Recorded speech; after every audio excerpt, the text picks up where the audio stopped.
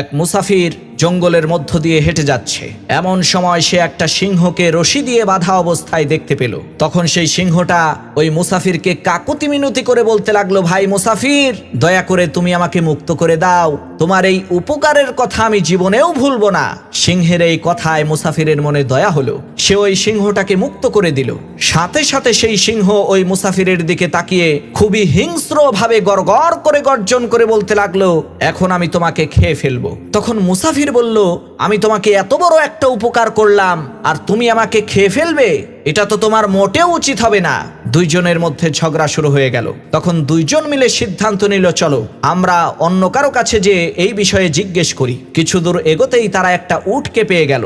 তাদের দুজনের সমস্ত ঘটনা শোনার পর উট বলে উঠল, মানুষ এমন একটা নিমকহারাম জাতি, সারাটা জীবন আমাদেরকে দিয়ে কাজ করায়, কিন্তু যখনই আমরা বুড়ো হয়ে যাই তখন আমাদেরকে জবাই করে ফেলে। এজন্য আমি এই সিংহের পক্ষেই রায় প্রদান করলাম। তখন মুসাফির বলে উঠল, এই ফয়সালা আমি গ্রহণ করলাম না, চলো আমরা অন্য কারো কাছে যাই। কিছু দূর যাওয়ার পর তারা একজন দরবেশকে পেয়ে গেল এবং তার কাছে সব ঘটনা খুলে বলল।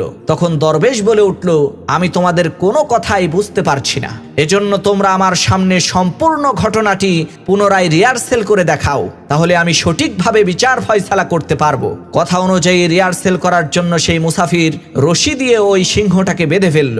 তখন দরবেশ ওই মুসাফিরকে বলল, এখন তুমি চলে যাও, আর এই সিংহ বেটা বনের মধ্যেই পচে মরুক। মনে রাখবা, সব সময় সবাইকে সাহায্য করতে নেই।